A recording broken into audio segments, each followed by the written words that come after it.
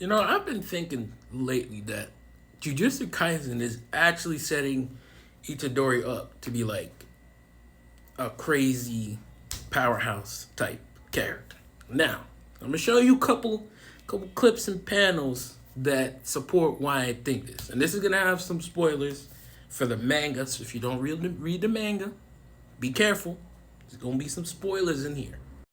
So one of the first things that got me thinking of this and like how Jujutsu Kaisen has been setting Itadori up for a while is here when Chozo is speaking with Kenjaku and they're talking about Itadori. And essentially what this conversation is about is Chozo questioning Kenjaku on, what he's up to, what he's planning. Because Kenjaku treats Itadori way differently than he does any of his other kids.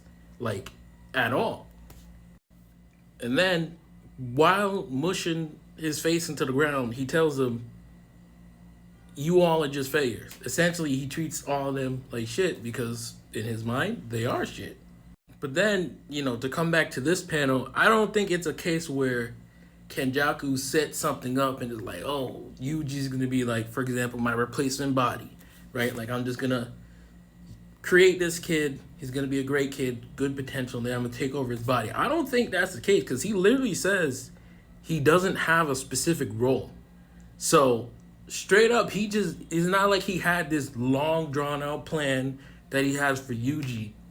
He's just Yuji's parent, and right now, in a twisted, backward sort of way, the way he is to Yuji is somewhat of that, like a supportive parent. Like, he doesn't have a plan, like, oh, I'm your parent, and I want you to play football, so you're going to play football, and I'm going to put you in it, you're going to be great. No, he's just letting Yuji rock out and live, and he's watching him and enjoying it. And then this is another panel here where he's saying goodbye to Yuji specifically and telling him, I expect much from you. And then during the Culling Games arc, he's saving this person who was friends with Yuji and even thanks the person specifically. I almost forgot to tell you, thank you for getting along with my son.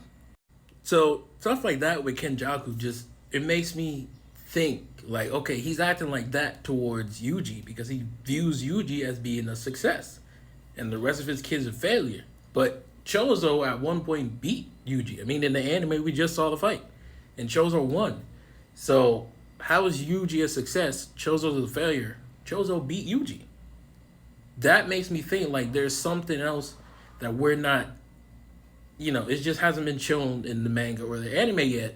But essentially, like Kenjaku might know of like a potential that Yuji has that he just hasn't reached yet, but Kenjaku fully expects him to reach there. And then in the current chapter, the most recent chapter where they actually start fighting Yuji and Sukuna, like Yuji's really, really strong. And even though we've only seen a couple panels, like a little bit of interaction, I think if you really look at it, you can tell like at this point right now, I would say physically speaking, I'm putting Yuji at like the top of the verse, like just purely physical strength, right? Not talking about, curse technique, domain, none of that shit, which technically Yuji Itadori should have. He should have that shit. I'm talking about just strength-wise, he's at the top of the verse. And what makes me say that is he's fighting Sukuna, who is also at the top of the verse. Sukuna in his, main form. Just look at it. It's just these little things I just want you to look at, right?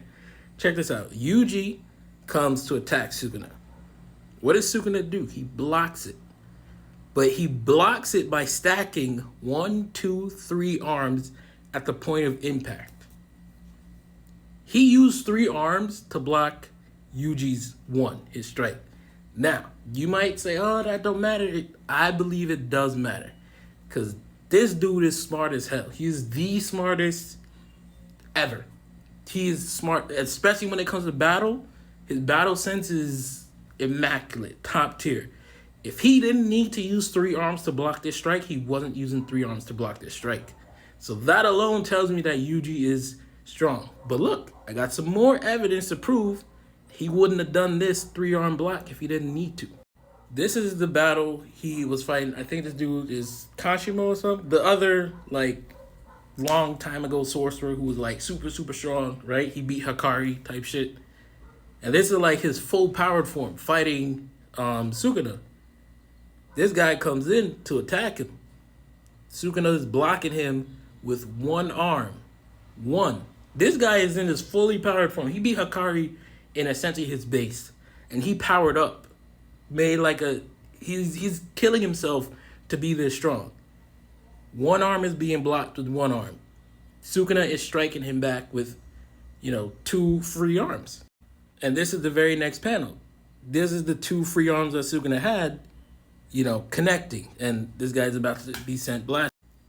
So, now we see here, again, Sukuna just used all 3 arms. One arm he's holding something, but those 3 arms to block Yuji's attack. Like I said, he would not have used 3 arms to block that if he didn't need to.